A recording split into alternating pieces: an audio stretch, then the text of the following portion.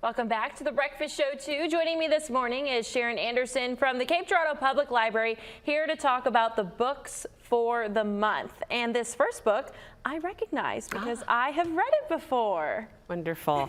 The first book is called Inkheart. It's a great book for kids, but teens and adults like it as well. The premise of Inkheart is that imagine if someone read so well that the stories actually came to life. If you've ever had someone read a really good book to you, that happens anyway. But in this one, when certain people can read aloud from a story, a character from the book comes alive and into our world. But sometimes people from our world end up locked in the world of the book as well. So we have a young girl who lives with her father. All she knows is that her father will not read aloud to her, and ultimately we find out why. Such a great story. Maggie and her father Mo in Inkheart by Cornelia Funk. I think I read that when I was in 6th grade, and yeah, it's definitely a good book to read. All right, what do we have next? I've brought my loves. I enjoy all of these. This one is called The Book Thief by Marcus Zusak, and he's an Australian author, but this story is narrated by Death. Oh, wow. And it's set during World War II, so as you can imagine, Death is quite busy, and he tells us that he takes his vacation in moments, in colors. But a young girl, Liesel, catches his eye when she picks up a book from laying on the ground. It's a gravedigger's handbook laying on the ground at her brother's funeral.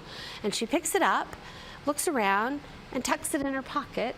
And Death becomes intrigued with this young book thief.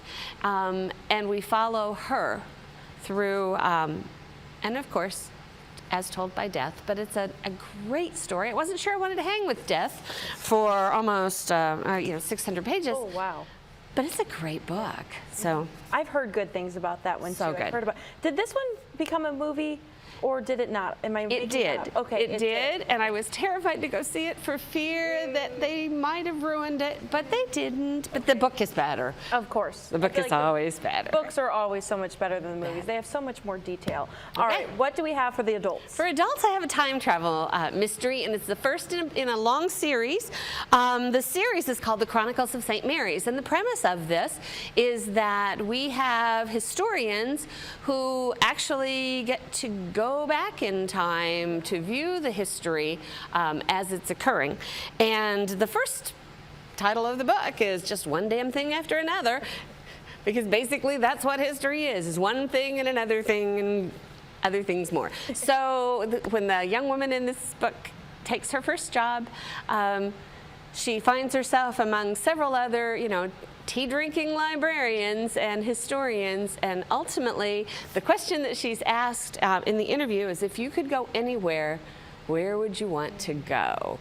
So, and there are now 14 books in the series, each one of them just as delightful. What you're going to find out is that hurling through time and space isn't easy, because sometimes the universe wants to get you back. So things can go wrong, they do go wrong, but such a fun ride. In the meantime. These all sound like such interesting books, and I feel like they all have such great storylines and probably really catch the reader's attention pretty fast. They do. And April is National Library Month. Yeah. The Library Week will happen later at the end of this month, but all of these books were centered around stories and the power of stories, so I thought that might be appropriate for April. That is appropriate. And so you said that you have Library Week coming up at the end of the month. Are there going to be some events going on that people should check out?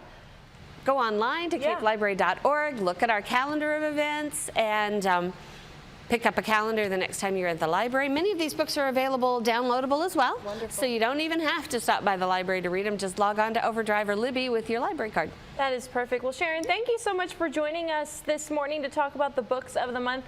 Hopefully you guys will head on over to the library, and if it's not one of these three, they have a gajillion books over there. Definitely one that you could find that would be perfect for you. We'll be back in just a few minutes.